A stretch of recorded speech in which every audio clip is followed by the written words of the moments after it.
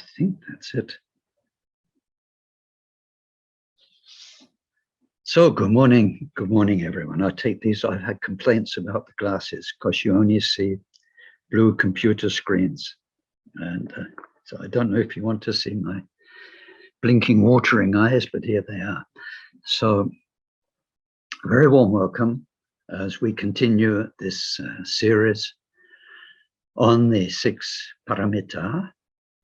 And so today I'm trying to get out of diligence. I seem to have got stuck in diligence and I keep wanting to say more about it, and it's becoming a very unbalanced series. So today we get out of diligence and we go into the, people usually call it meditation paramita, but we'll see it's more accurately Dhyana Paramita, concentration meditation, and focus meditation. So anyway, as always, we try to stop life for an hour and a half. We're not in a shrine room, but when we are in a shrine room, I remind people that when they take their shoes off outside, you know, shoes are so symbolic. We walk the world in our shoes. They pick up the dirt of the world as we go from here to there, and we take them off in a shrine room. And traditionally people wash their feet. So we come in with clean feet. So when we come to a meditation session,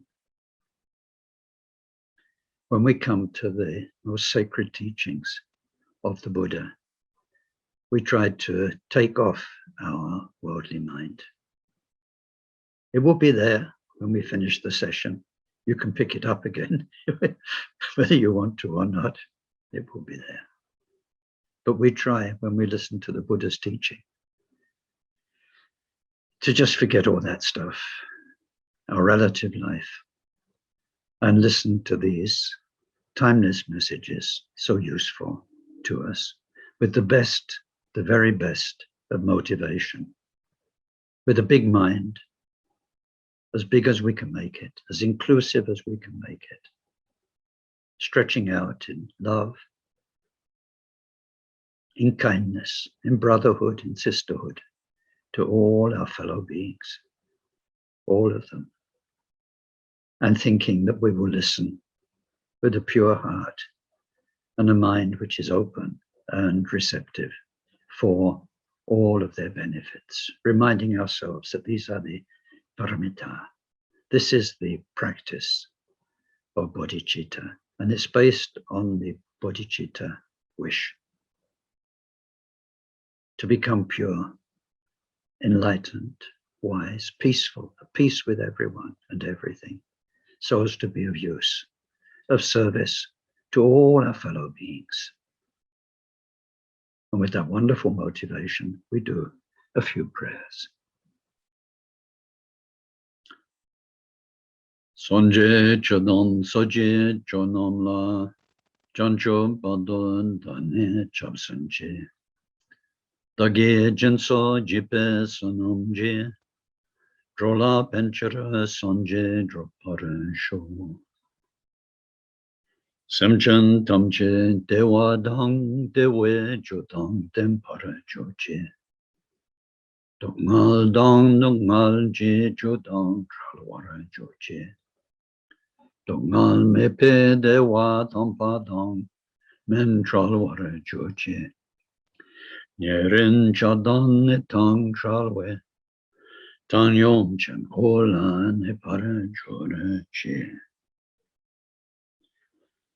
De ata shame shamawate shameta shatromom kure marazite karota ke orita jovate Ollo yane beshudan male malapa naye kukure kaka krase krasana Omuki paramuki amuki shametane sawagraha bandanane nekre Eta sawa pava pravadina vimukta marapasha. Satta pita buddha mudra no gatita sava mare butsarita parishuddhi. Pegat santu savamara kama.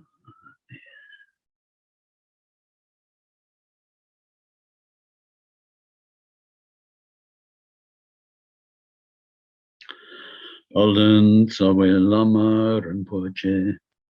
Dagi chewara pende denshola. Karin chempo gone jizonte. Koson toje ngadrob saldo sol.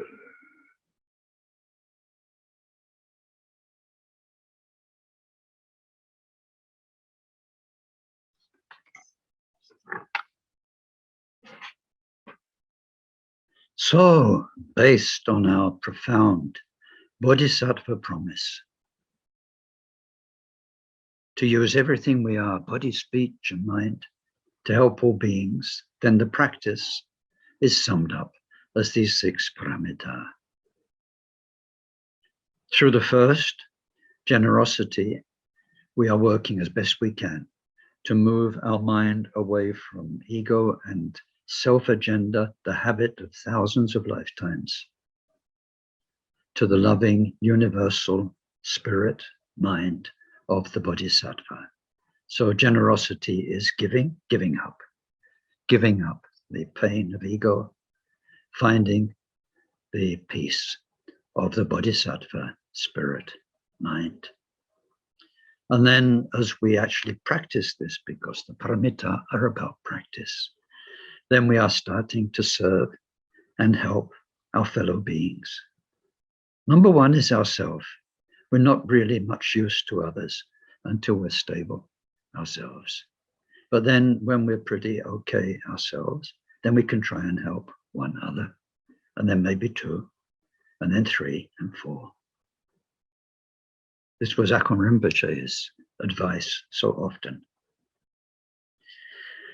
We find when we practice giving ourselves in service, that interacting with other people raises many moral, ethical issues.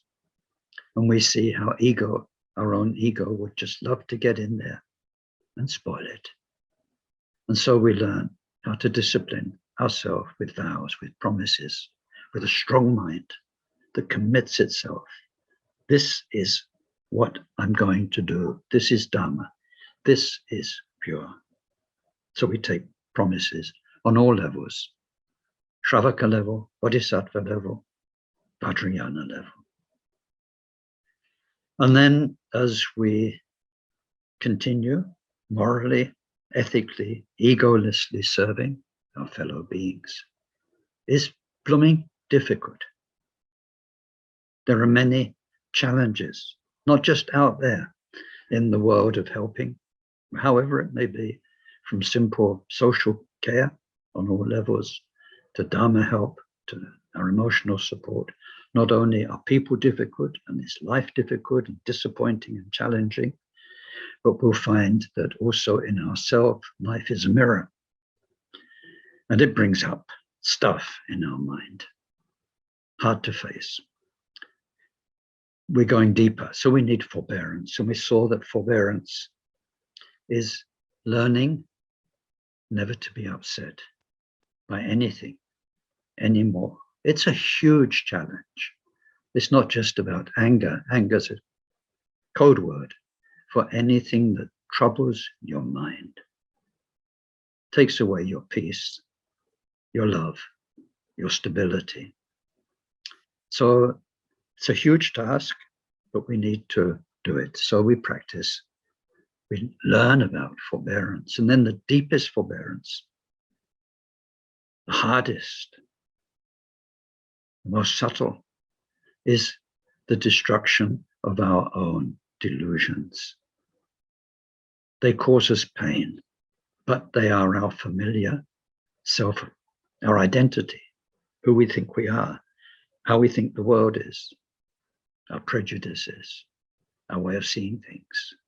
They collapse. So forbearance, as Milarepa tells us, when it comes down to it, when you've been practicing for a while, is about facing shunyata, seeing through your illusions and no longer being caught by them. So it's getting heavy, huh? Once we're into forbearance. We're in really serious stuff. But it's, it's hard, but it's for forever. If you can break through, and most of us can't do much.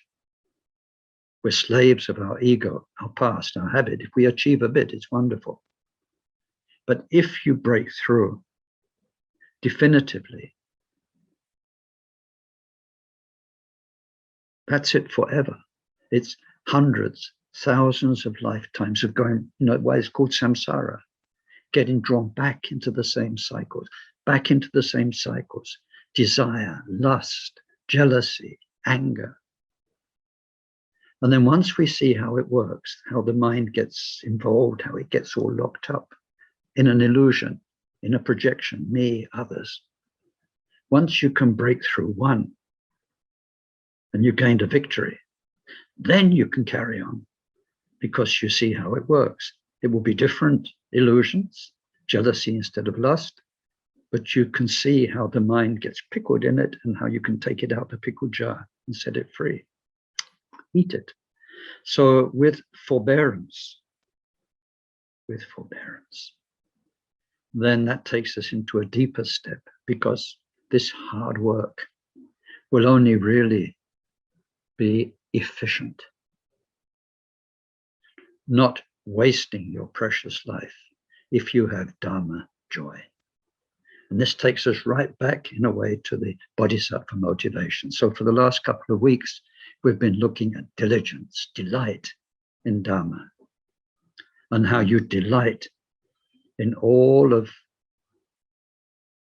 the pain, even of seeing your habitual self collapse. How you welcome the challenges, because you know not just that it's a benefit for you, but if ever you're going to serve everybody, you need to go through this. It's a rite of passage. It's an initiation into true loving care for other people. And so we take a joy in Dharma. And as I explained last time and the time before, we have this vision, long-term vision, many lives. We know where we're going, for sure. And even if it's so blooming painful in this life, we can see how what I call the script writers in the sky, which is a mixture of your past karma and the blessing of the lineage, how what they're bringing into your life to challenge more and more intensely, because you're practicing Dharma more and more strongly. How even though it's difficult, even though it hurts, even though you have to let go of so much, the reward is forever, and you know that, and you're willing to do it to your limits. So with the paramita of diligence, we need to understand what limits are. There's no point going beyond the limits. You break, you crack up. Maybe it take you 10 years to get back on your feet, 20 years. So working cleverly with a good teacher, or good teachers, they will help you get to the right side of your limit and to work there and go back a little bit sometimes, take a rest, take a breather, and then back to the limit.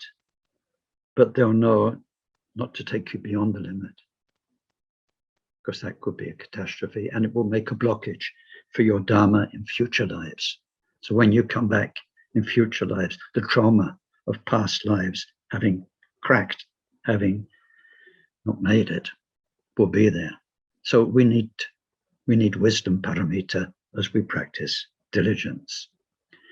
Now, TV announcers, they have this, well, they're going to call it continuity announcement, I think, where you lead on from one subject to another. And all these parameters do fit together.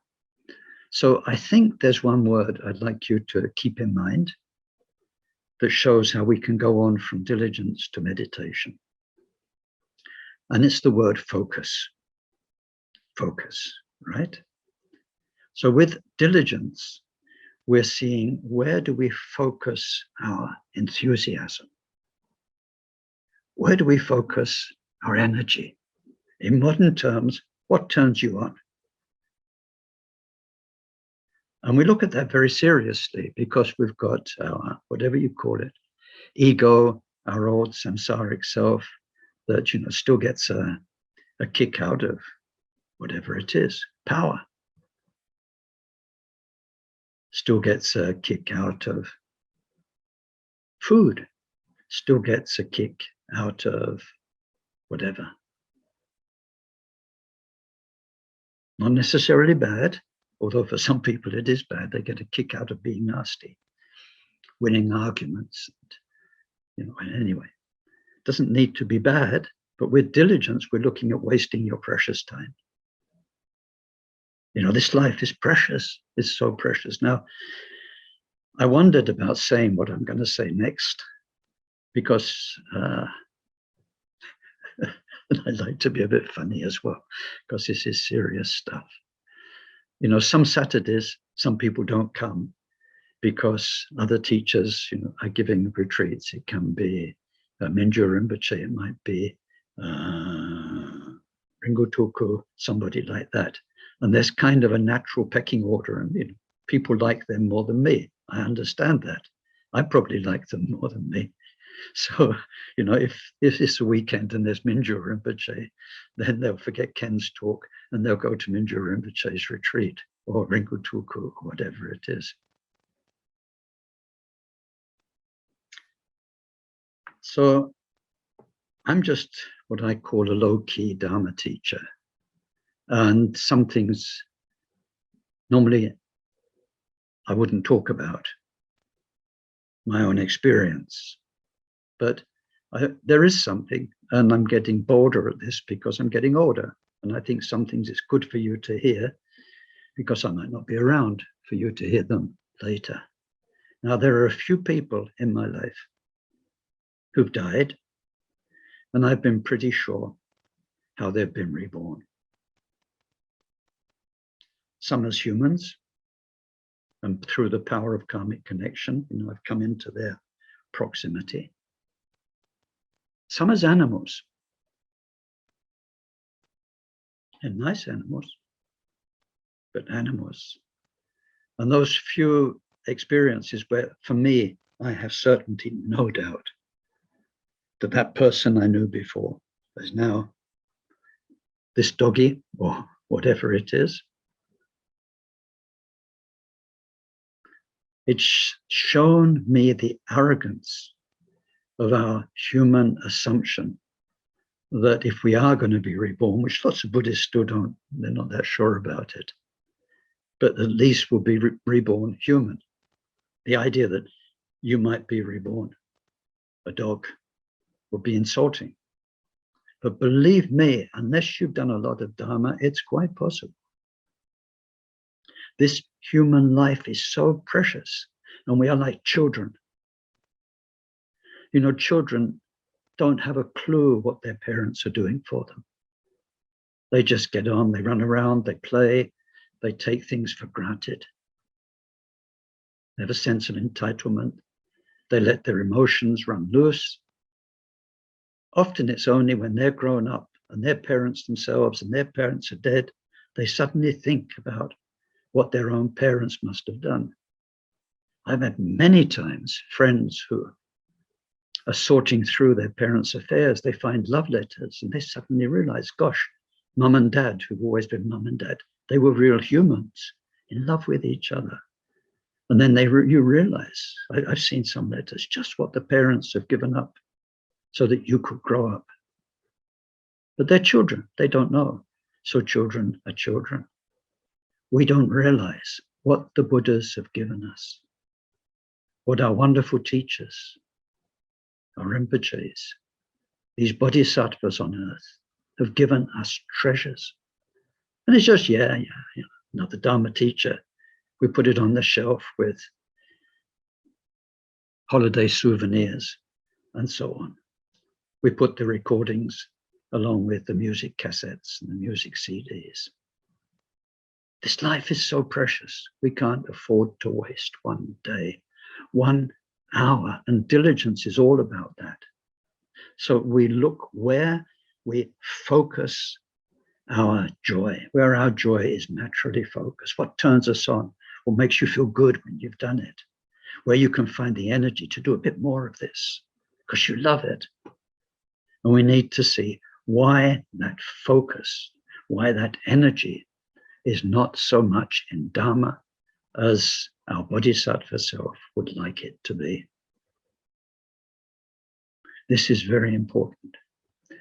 And so as we're examining that, then the very question of focus itself comes up. And the very question of how much are you and I master of our own minds? What pulls the puppet strings of what we do each day? Is it our past, what we call ego, our history, our old habits? Take us here, our little puppet, and you've got the strings, the puppet's going like this and doing things. Are we the puppets of all those old habits? How can we take control, put the Dharma Bodhisattva hands, Chinrezig's hands, Tara hands, in the little rings on the puppet strings, so that this life of ours, this mind of ours, is mastered? The Buddha summed up all of his teachings in 3 things: avoid all harming, do every good, and master your own mind. Is our mind mastered? Why doesn't it focus where we want it to focus? Why again and again are we wasting so much hours and days in trivia that aren't really much use to us or anybody else? This is the ground that leads us to meditation, because meditation is about mastering your mind. So we come to Dhyana Paramita. Now this one's, oh yeah, one last thing to say about diligence. I will get out of it in a few minutes' time. One last thing. In the analysis of the Paramita, diligence is different from the others because you can't do it all by itself. You can be generous, you can practice right conduct, you can do that, you can practice forbearance. But if I say to you, okay, let's sit down, now let's be diligent, you can't do it. You can only do one of the other paramitas diligently. It's an adverb, it's not a noun. So we can meditate diligently, we can train our mind in wisdom diligently, and so on and so on. So it does say that diligence is a support for all the other paramita. So then we come to dhyana. Now, I've found the teachings on Dhyana Paramita, if I can just speak personally, some of the most frustrating, because I don't know what happened with the great Mahayana teachers of India and then the masters of Tibet. But I think they could have done a better job on it, quite honestly. What they've tended to do with Dhyana Paramita is reproduce what we call the Shravaka teachings that you'll find in Hinayana teachings, in Theravada teachings, sorry, and more or less reproduce those and saying, yeah, it's a bit different in Mahayana, but this is what Dhyana Paramita is all about. Now you have to go quite deep into the Abhidharma teachings, the science of mind and matter, or meditation, to start to find the differences. So anyway, that's just a personal comment. And now the word itself, dhyana, it's an interesting word. Dhyana is Sanskrit. The Pali is J, in English is transcribed as J-H-A-N-A, jhana. Not the one that means wisdom, but J-H, jhana. When Buddhism went to China, they couldn't pronounce dhyana in the Indian way, so it became Chan. So you've heard of Chan Buddhism, The Chan is a corruption of Dhyan, Dhyana. And when the word Chan went from China to Japan, it became Zen. So this root word Dhyana becomes Chan, becomes Zen. And what the word itself means is not one thing. So it's good we've got Gampopa, because he knew something about the history of Dhyana, and he can pick how we define it in our Kagyu tradition. What happened is the earliest presence of this word, Dhyana, is in the Vedas. It's found in the Vedas, the Upanishads. And there it meant mainly interiorizing, as opposed to religious practices with outer things, deities, making offerings, praying to somebody. This is taking the mind within itself to meditate deeply. But then, at more or less the same time, Buddhism came along, Jainism came along, and so on and so on. And they seem to have cross-fertilized each other. So as the centuries went by, the word dhyana took on different meanings.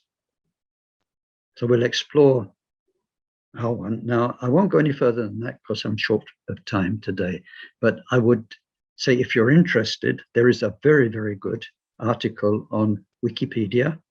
You look up Dhyana, D-H-Y-A-N-A, and the one they've got is Dhyana in Hinduism. But in the actual article, they go through a very interesting historical development of the word. So we can't just translate it as meditation, because meditation covers a lot more than dhyana. Dhyana is very much about focus, how to focus the mind. And by definition, that means that then the mind is not distracted. That's how it remains focused, not distracted. So our mind at the beginning of our Dharma journey is what? Well, between you and me, a bit of a mess, right? It does what it wants. It goes where you don't want it. And there's a lovely term in Tibetan, miziguzi. Miziguzi means it does 9 times what it didn't even ought to do once. And so our mind loops, it goes back, and so when we start to meditate, we start to become aware of this chaos. Some people say, I was all right till I started meditating, but now my mind, it's all over the place. And what you have to say is, sorry, but I think it was all over the place all the time before. Just now you're starting to realize just how much it's out of your control, and it takes you to places you don't want to go. It brings tears to your eyes. It makes you angry, makes you jealous. All of these things that again and again, our Dharma masters remind us of the 5 poisons. So the main point of dhyana is to master the mind through teaching it to settle. Be with one thing, undistracted, to focus. So we know we want to focus through diligence, to focus in a joyful way our life, our energies, our mind's interest and fascination, curiosity, power in Dharma. But we're only going to be able to do this if we can actually harness the mind and learn to take it where we want it.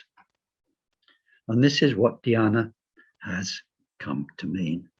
So if we go through Gampopa's teachings, which you have in your support material, and please do look carefully through that, then we see, as with all the paramitas, he tells us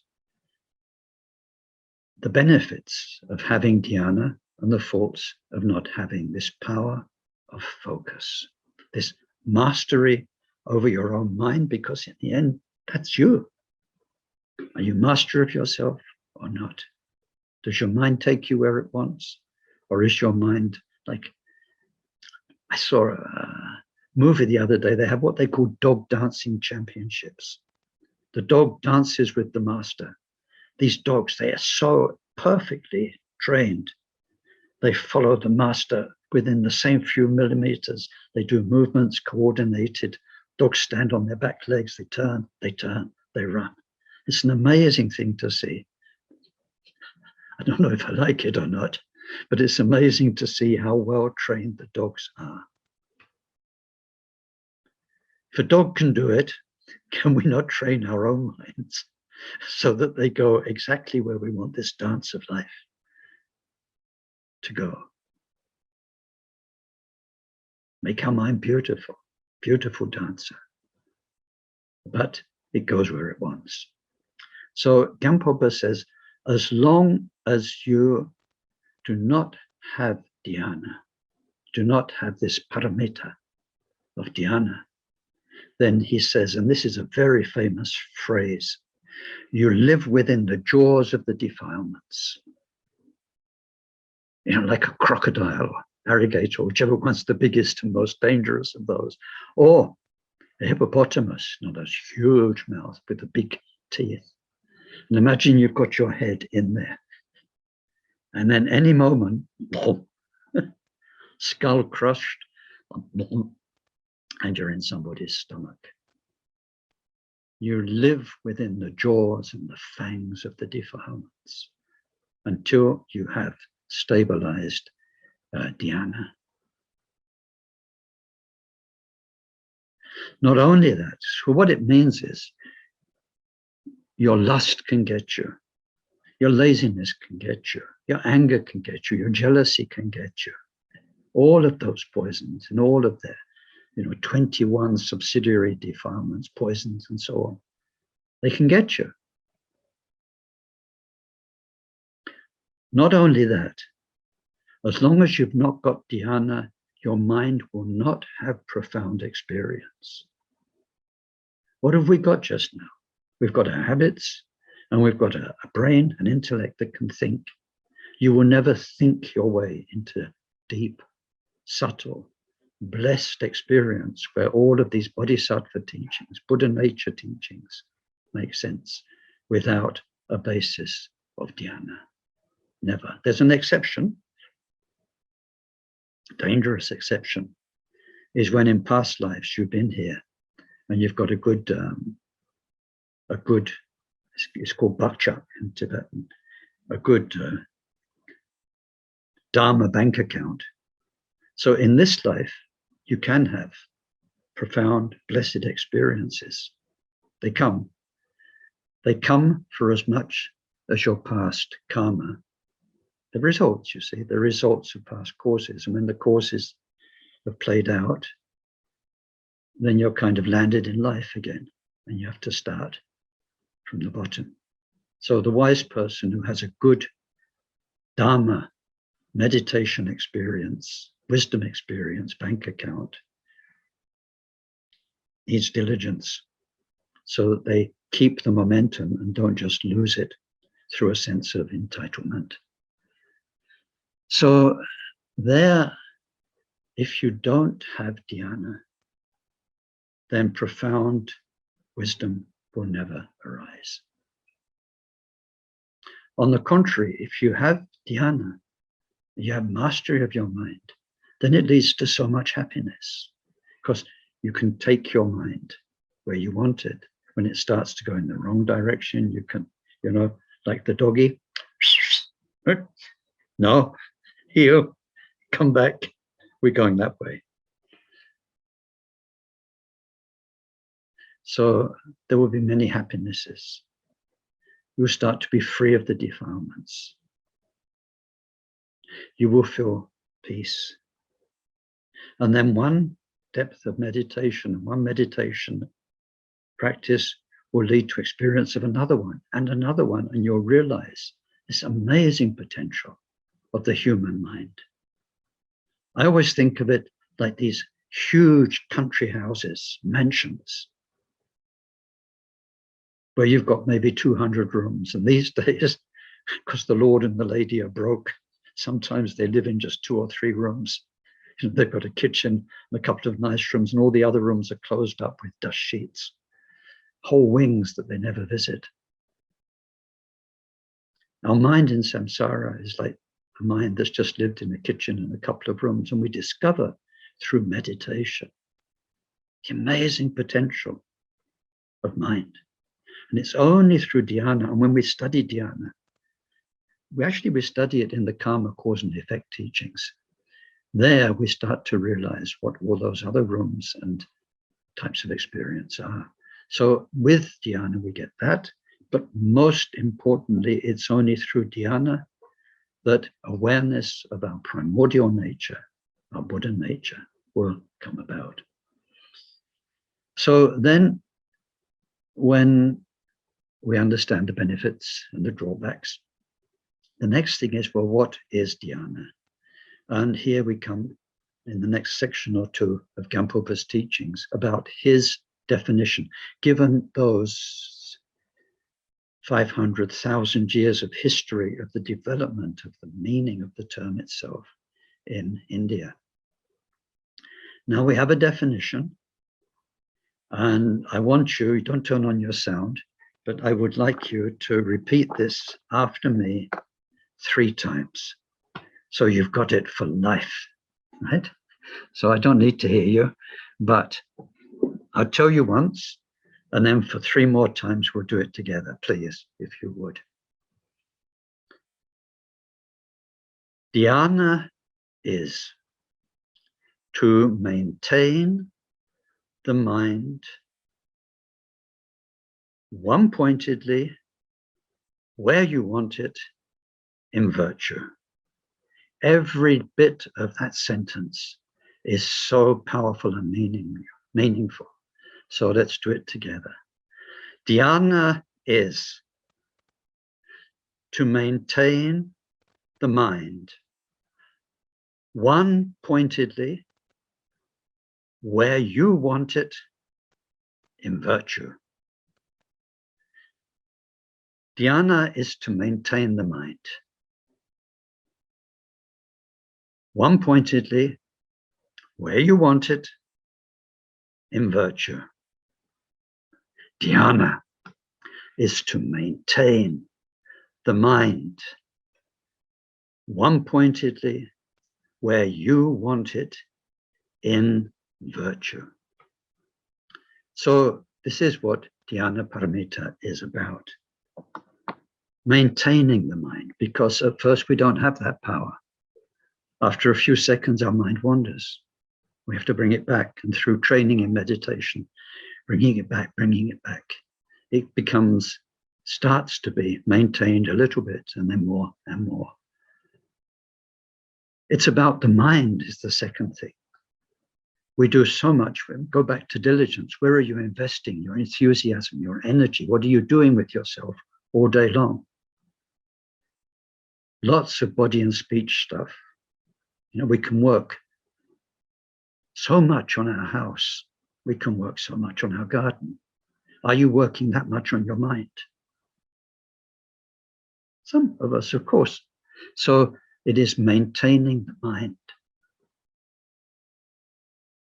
one-pointedly, which means we need to use a focus, and there are all sorts of focuses described.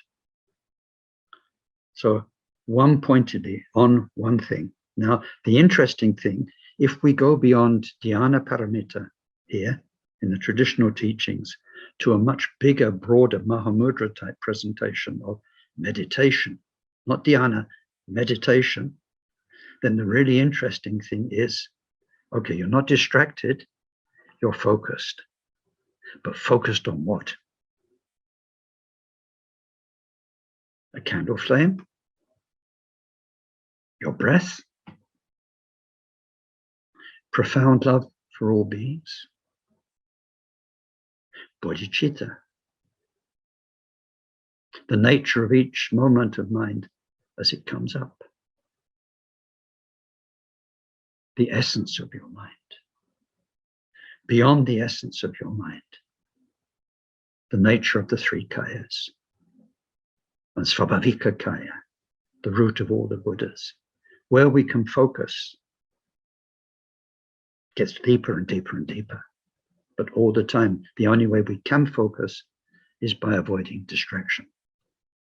So to maintain the mind one-pointedly on the focus, where you want it, so that a master of meditation can, in seconds, less than that, put their mind where they want it.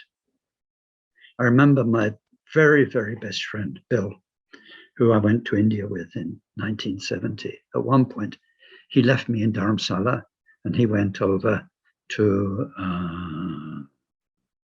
Darjeeling, to Kalu Rinpoche. And he came back wide-eyed.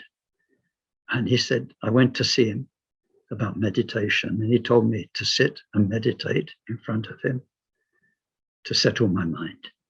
He said, I did my best. But then he just looked at me and said, watch. And he said, in 1 second, he sat there and everything was so peaceful. When he wanted to stop, he stopped. He didn't have to say, give me a few minutes while then sort out this energy, sort out that energy, and gradually wait for it all to, here comes the peace. Where you want it, straight away. And Milarepa was so playful with this, because when he was showing off on purpose to tame somebody who was so proud they couldn't be impressed, he did things like slicing rocks. And so they said, how do you do that? And he says, oh, I entered into the famous slicing rocks Samadhi, as though there was some traditional teaching of the Buddha. It just meant he could do what he wanted with his mind. He had control over appearances, over the elements. So your mind where you want it. And then in virtue. Now this, at the end, is perhaps the most important part of all, because you can place your mind where you want it, one-pointedly, undistractedly, in evil, and you will be the most efficient and evil person on the planet, and you can cause a lot of damage. And what you need to know, and this comes as a surprise when we come to the karma, cause and effect teachings, is this. Shamatha meditation, in this case dhyana, when your mind is settled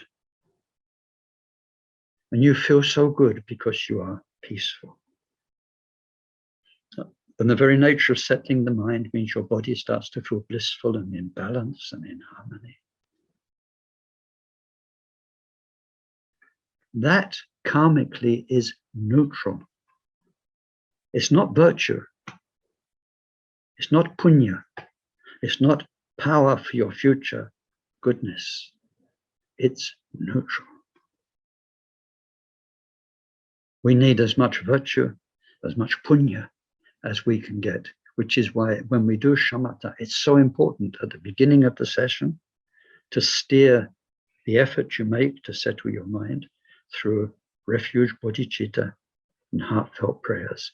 And why at the end we dedicate again with bodhicitta, because then that makes the meditation itself, which is karmically neutral, karmically virtuous. So anyway, that's by the way. But where you want it in virtue is very important. And when we come to the Paramita teaching, or the Prajna Paramita teachings, we see that the amount of virtue coming out of your meditation can vary enormously. Enormously. So where we focus it is very important for the outcome of our meditation practice. And Akon Rinpoche used to say to people when they meditate, and if you think that you sat and you felt all blissful, very, very peaceful, you get out of it and you say, oh, that was a good session. And Akram Rinpoche say, if you want that, just go to a beach, go to a massage parlor. You can get the same feeling, and you don't need to sit for hours and hours on a meditation cushion struggling. A good meditation session has always only one definition. You did what the instructions said. Whatever meditation, whether it's a complicated yi-down visualization, whether it's focusing on your breath, how much you were actually focused on your breath, how much you were doing whatever you're supposed to do as you visualize, that much is a good meditation session. If it's wretchedly painful and it draws up from your subconscious all sorts of things, but those things came up because you were doing the practice as instructed, then it was a good session. Something to think about, but that's not really here in Dhyana. This is more in what is called Minna, teacher to disciple instructions about practice and how to practice well. In the Dhyana Paramita bodhisattva teachings that we're studying here, we don't do too much of that. But that definition, please do remember it. To maintain the mind where you want it, one-pointedly in virtue. They're the key points. And so, time rushing by, what can we do next? So when we go into how do we do this, then it's a bit awkward because Khenpoken's teachings were addressed to his own disciples, where he was in Dakla Gampo mountain. People came to him. It was a place of retreat. No villages nearby, no towns, no cities, long way away. People who came were monks and yogis who came to get super practice and meditation instructions. So he gives them the Buddha's traditional teaching about how now can you use dhyana to tame your mind. And he says it's done through isolation. And this word isolation is a word you need to keep in mind when you are remembering dhyana. You know, it's like insulation in English. Think of electricity and how when things are insulated, you don't get a shock. Or think how if you're in a car, nowadays cars have, pneumatic tires, not the solid rubber tires of the early, or the wooden wheels of the carts with an iron rim. So we are cushioned, we are insulated. So we have all of the weight of our past karma, past habits, everything that kept us in samsara. And we need to get away from that. So it says you need to do this in two ways. You need to isolate your body, and you need to isolate your mind. Traditionally, and this is why I say it's difficult, because I don't know any of us here who's a monastic or a yogi, in a wild place, but it says, go to a place of retreat. And it defines a place of retreat. So we see that the original is called Gompa in Tibetan, translated these days as monastery, but actually it meant hermitage. And it was meant to be a place out of earshot of village life, so you can't hear people and what they're doing. I think for us, sometimes it's hard to get out of earshot of your next door neighbors because you hear what music they're playing, you hear them talking and arguing. But you go away from worldly life, as far away as you can, which is why yogis went up to the mountains and onto remote islands. You go to a place where when you sit down, you don't have worldly distractions. There's nature, there's peace, there's the harmony of the elements. And then you isolate your mind. And it says, first, when you go to retreat, and it's a lovely bit of text. We don't have time. I don't have time to read it and explain it. But it said, remind yourself why you came here. Remind yourself of the chaos that's out there in life, the suffering people are causing themselves and each other. That's why you came here. You came here because you are worried and concerned about your next rebirth. You came here because you want a loving bodhisattva heart. You don't have it yet, and you want it, and so on. He said, remind yourself so that you practice well. And Dhyana Paramita used to tell this to people very often because it's so true. He said, when you are out in the world, your mind is dreaming of being in retreat. But when you get into retreat, your mind goes outside and it's dreaming of being in the world. It's remembering your friends, remembering all the worldly freedom you had now that you're locked up in your retreat cell. So he says it's so strange. People's minds, when you're out of retreat, you're thinking, oh, how nice it will be if only I could be in retreat. And when you're in retreat, then your mind gets drawn to the outside. So that's why Gampopa says, you make really sure if you're going into retreat, you use every hour properly for why you went there. You don't think, oh, it's what I did in one of my retreats. I did 3-4 months. So much of it was wasted like that. When you get to the end, you can't go back. You think, whatever swear word is appropriate. No, I just did 4 months and I wasted so much of it with my mind outside, when it would have been such a valuable thing to just be here and work on it. So Gampopa emphasizes that. And then he says, for someone who's going into a longer retreat, but it gives us also a template that's universal. He said, then first deal with your worst poison. So we need to sit down and reflect a bit, honestly. Maybe your teacher can give you a bit of help. Which is my worst poison? Desire, anger, jealousy, pride, ignorance, all of them. And so we get 6 methods for dealing with those 6. For instance, I've known one person,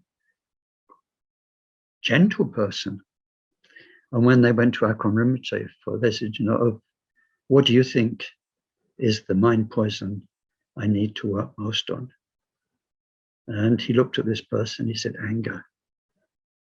The person came to me straight after the interview. I said, I don't understand. Maybe he doesn't understand me. Maybe he doesn't know anything about me. And I thought, I don't really know. I recognize a lot of the other things, but not anger. I said, well, I trust him. So then the years, the decades went by. And guess what turned out to be the main obstacle to that person's practice? Yeah, anger. So, we are not just the psychology we've developed in this life. We have an inheritance from past lives. So sometimes it's very helpful to get your meditation teacher's advice. Normally, we only practice meditation with a good teacher. But anyway, then Gampopa gives us the main meditations, and each one has its method and its training. We study those in other places. So if desire, and especially lust, physical desire for other beings, bodies, is your main problem. But not only that, desire for any of the senses, seeing, hearing, smelling, tasting, touching. Touch is the main one for lust, for other people's bodies. Then, lust, we don't really have time to go into these. I mean, these are really interesting because they're real, they're relevant to us. It's not deep Mahamudra, Dzogchen. We've all got these poisons, and understanding them and how to remedy them, and then the details of the method, very, very useful.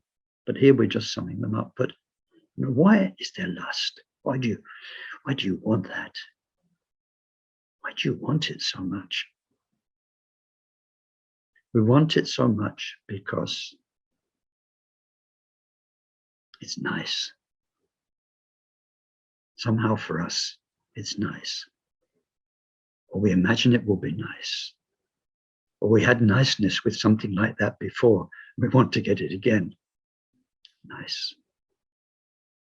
So then we inspect to see what's really going on there. So let's say it is sexual lust. And I'm thinking, God, oh, her body, her eyes, her whatever it is. Then the Buddha tells us, yeah, right, her body, 36 impure substances inside that same body. There are feces, there is urine, there's snot, there's pus, there's kidneys. If you like that body so much, think properly about what you're lusting after. Yes, but it's her eyes. Okay, says Buddha, let's pluck them out. Here are the eyes. Ooh. Do you really want them? And so we start to look to realize this conditioning we have. Like one thing that's, sorry, I'm rambling here, but one thing that's always made me, I've never understood is legs. From an artistic, pure, abstract point of view, a human leg's a really strange set of shapes. How can anyone get attracted to that? I mean, legs, you always got knobbly knees and toes, and it's weird. And yet people can look at legs and go and swoon and think, gosh, they're so beautiful. But they're all that same basic sort of weird set of shapes. So we look at things objectively like this and realize the conditioning. And people can find attractive the weirdest, the most corrupt things, as we know these days. Some really evil, horrible things for some people are what attract them the most. So when lust, when in general desire is the problem, then we investigate the impure nature that is there. We look at everything that's there honestly. We don't try and psych ourselves into saying it's impure. We just look at what's really there to try and overcome our conditioning. If anger is your main poison, then we do the meditation on loving kindness in depth.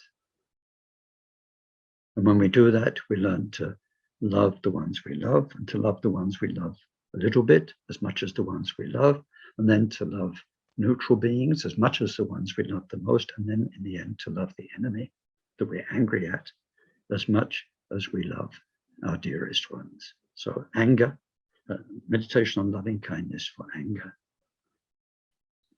When pride is our main problem, we meditate on what's called the equality of self and others. There's a whole method of thinking, reflection, deep meditation for that. When jealous is the problem, we meditate on changing places with somebody else. We put ourselves in their skin, and we see ourselves through their eyes, and so on. When ignorance is the main problem, then you've got work to do. We have to study the 12 links of interdependence and meditate on them until we have a much better understanding of karma and how it works. If all 5 are there roughly the same, you don't have a main problem, then you meditate on the breath. Now, what are we doing when we practice dhyana? We are learning to set our mind with one thing, which destroys the age-old habit of being distracted. So we start with something simple, because in the end, we're going to be dealing with something very complex, our own inner thoughts and split-second reflexes, the way our energies work, all of that. But we start with something simple. So there we have sacred objects like statues we can focus on, non-sacred objects like a stone or a mountain, candle flame. And then we have outer objects, things we can listen to sound, look at an object with the eyes, be present with our breath in the nose and so on. And then we have inner objects where our mind can visualize a ball of light, a place in the body, an energy center. We have a list of objects, but the point is you learn to keep your mind with the object. And every time it loses that and is distracted, to bring it back as quickly as possible. And again, and again, and again. And by being diligent, because without diligence, it's so hard to meditate. Through diligence, bit by bit, we learn to keep our mind with the focus. And then once it's rested long enough on the focus, peacefulness occurs inside you. And that, for many people, is an experience they never had in their life. They can feel peaceful in beautiful nature places, but this kind of mind is now still through the power of bringing it back through distraction. Then this can become the focus. And we've learned to become absorbed. So we have another word that goes with dhyana, which is samadhi. Samadhi, once you have settled, dhyana, we got the definition. You keep your mind one-pointedly where you want it in virtue. And then through doing that and learning not to be distracted, then we start to get absorbed. And that's where all the siddha's powers come from, where your mastery of your own mind, and you start to realize more about your past lives and about the future. You start to have power of vision and clairvoyance and clairaudience, all those things we're not seeking, but which are very helpful to our practice. But more than anything, we start opening the doors to deep inner wisdom. So dhyana leads to samadhi, which is absorption. So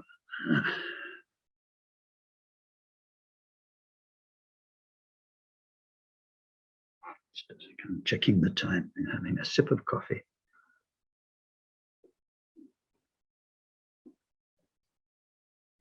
What Khenpoken is showing us with these remedies, the 6 remedies for the 5 mind poisons, or all of them altogether, is that the focus can change.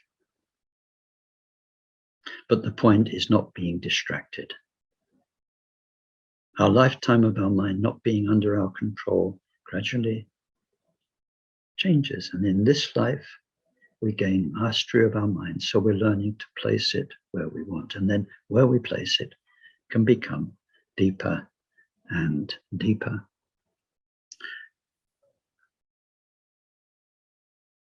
He mentions 3 sorts of dhyana. There are 3 categories. If you remember, in each of the paramita, we've had 3 categories. So here we have the dhyana that produces well-being in this life. Dhyana that supports the growth of your qualities. And dhyana, meditation, that is the basis for helping others.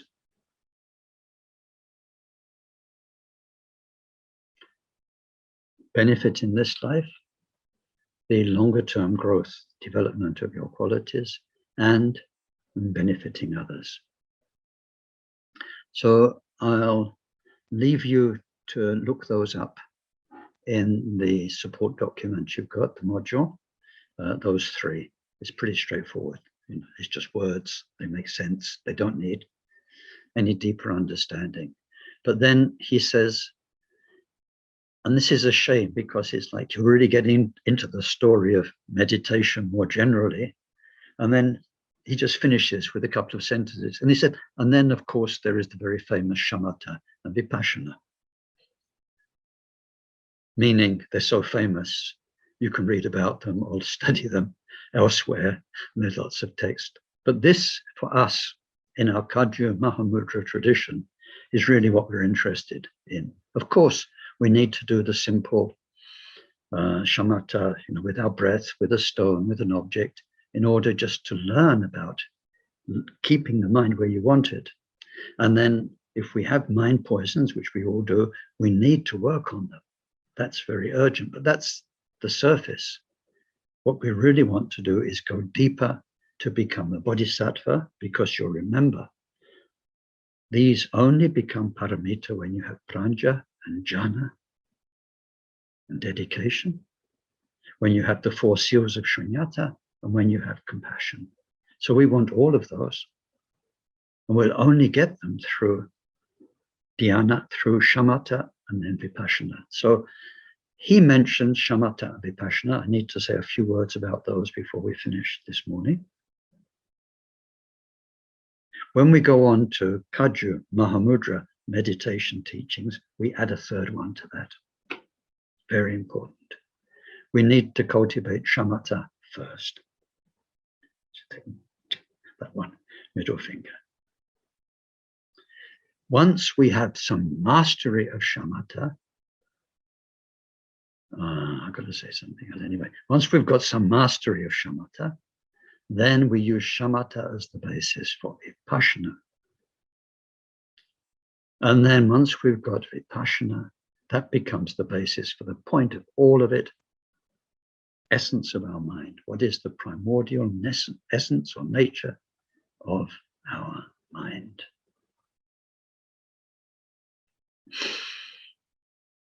So, the first one, shamatha, what does the word mean? It's shine in Tibetan, and it's got 2 elements to it. One is peace, and the other is stability. Your mind experiences peace. There's the actual experience of peace there. But that's just the beginning, because then now that our dhyana supports forbearance, then you will learn how to be at peace, not just in a state of peace, but at peace with yourself and your history and your psychology and who you are. And you'll learn to be at peace with life and understand better the karma that's driving people, that's driving the world to do what it does. So there is a feeling of being at peace. And that peace is not just a momentary glimpse, but you need to make it more and more stable until it is your default nature. So shamatha means you are stably at peace with yourself and everyone. So we develop that through a series of techniques, and many, many techniques for shamatha. It's only once we're in this laboratory where your mind is quiet. We're like Kalu Rinpoche, when my friend Bill met him, he just sat there and is in Samadhi, absorption, just like that. It's only in that space of quiet, when the mind is quiet, like a person who's under anesthetic, that we can take it apart and fix it, look into it. So that's vipassana. Vipassana is the insight that can come out of a stable, peaceful mind. And insight has many, many levels. But with a wise teacher, a Mahamudra teacher, we steer the journey of insight to a recognition of the Buddha nature of our mind, and opening up our mind to the presence of all the Buddhas and the Bodhisattvas and their blessing. So I want to just, I think I need to finish off the formal bits of Dhyana Paramita at the beginning of the next session. I won't finish today, but I wanted to add 2, minaks, 2 more practical sides. One's not so much a minak, it's Gampopa's teaching. We find it in the beginning of his Bodhisattva teachings, where we come back to this question.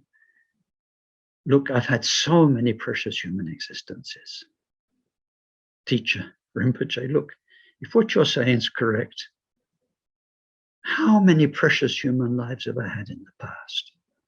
And in those lives, how many times must I have met Buddhas, Bodhisattvas, teachings. What the hell went wrong? You know, why am I here now like this, the mess I am, when, it's infinite numbers of lives? So Gampopa says, good question. Well, actually 4 things went wrong. And so in this life, you've got to fix them. So I won't go through all 4, we don't have the time. But number 3 of the 4 was you got involved with dhyana. You got stuck in dhyana, which means you learned to meditate, and then your mind was so happy and so still, and your body settled in meditation posture, was in such harmonious bliss. When we read the Theravada texts on this about absorptions, the first dhyana, first level, second level of dhyana, third level, it says in the first level, you feel like you could jump up into the sky, so blissful you are. Your bliss fills the whole world. So when we get involved in that, it's like the most powerful vacuum drawing you in, because the more peaceful you get, you realize the more peaceful you can become. And the more subtle your mind is, because the tiny, tiny little disturbances, you start to see them and you get rid of them. And the absorption, which was so deep, goes even deeper. And then everything becomes a blooming distraction, which is why you go and meditate. And in the end, like Gampopa, he could sit for over 2 weeks without getting up to pee. He would be in Samadhi, total absorption. Didn't need to eat, pee, move. The 10th Trungpa would sit in Samadhi. He had birds nesting in his hair. His fingernails grew black into his flesh. So absorption, where the peacefulness is so attractive, and you just want to go deeper and deeper, takes us away from a mind whose main basis is compassion for all our sentient beings. The mind withdraws into itself. So this early definition of dhyana, the mind interiorized. So I wanted to mention that as an obstacle. Why we use shamatha and then the peacefulness that comes out of it as a basis for insight, as a basis for wisdom and compassion. Otherwise, we can get lost in it. So shamatha, vipassana, insight, and then essence of mind is our journey, vital journey. And then another thing, and I had a friend some decades ago who trusted me too much. I think she thought I had many more powers than I had. And she would ask me sometimes, Ken, can you go into the space and find out this for me? I used to say, I can't. She said, please, I want some guidance. And sometimes something happened. But anyway, there was this idea of the space, right? Where you can sort of go quiet. And we read about this. We don't have time. It's so fascinating what kind of a space arhats can go into, what kind of a space people with first level dhyana, second level, how many past lives they can go back to, what kind of things they can pick up.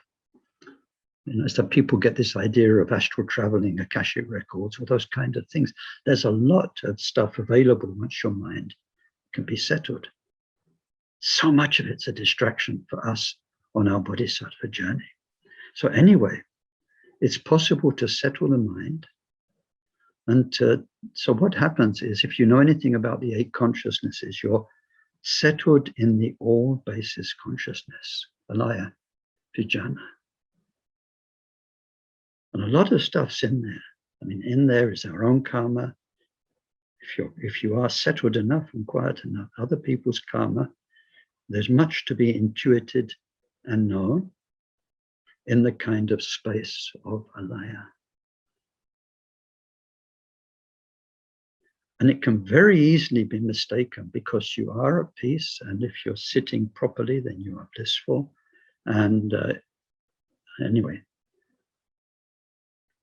In our bodhisattva journey, we take refuge in the Buddhas and the bodhisattvas. And ask yourself this question, if you know anything about the bodhisattva levels. 10 bodhisattva levels before you're Buddha. First bodhisattva level, you can have 100 different absorptions, seeing 100 different Buddhas at the same time. When you are in the space, are you in 100 very pure Buddha fields, feeling what those Buddhas are with each of their blessings? Are you in the hearts and minds of 100 beings, radiant as a bodhisattva, helping them? Of course not. So there's one, I must finish now, Mahamudra story, a very, what they call it, salutary tale. A guy who went, he got all the instructions, went off to meditate in retreat, did 12 years. As far as the person was concerned, he thought, I've achieved Mahamudra. And he spent the rest of his life in what he thought was the true nature of mind. I mean, that's impressive, right? 12 years retreat, true nature of mind. And then, unfortunately, his teachers said he died and was reborn a pussycat. You know? No thought. Bliss. Blissfully settled. So there are many, many, many, many, many states of meditation we can mistake for profound. We can mistake for bodhicitta. We can mistake for the essence of mind. You need a teacher. You need a teacher, enlightened teacher, who can steer you away from wasting lifetimes, wrongly absorbed, and especially from being reborn as a purring pussy. I mean, it's probably a very, very happy pussycat, you know, and had the good karma probably to be well fed and loved and cared for beautifully. But nevertheless, it's not the best of rebirths. So anyway, let's dedicate these few words about dhyana, to all our fellow beings. And let's dedicate them that we, in this life and in future lives, meet flawless meditation instructions and practice purely and use all of our meditation energy and time and experiences to become better and better bodhisattvas to serve our fellow beings. Sonam di tomche zikpani, topne nyepedranam pamchene, je ga naji pala chukwaye, sipe sole, drowa, resho. Janchub semcho rinpoche, maje panam je chochi, jepa nyampa me padam, kongne, kongdu, perwaresho. Gewa diye nyododa, chaja chempo drupjone, drowa chikjang malupa, deye sala, gambaresho.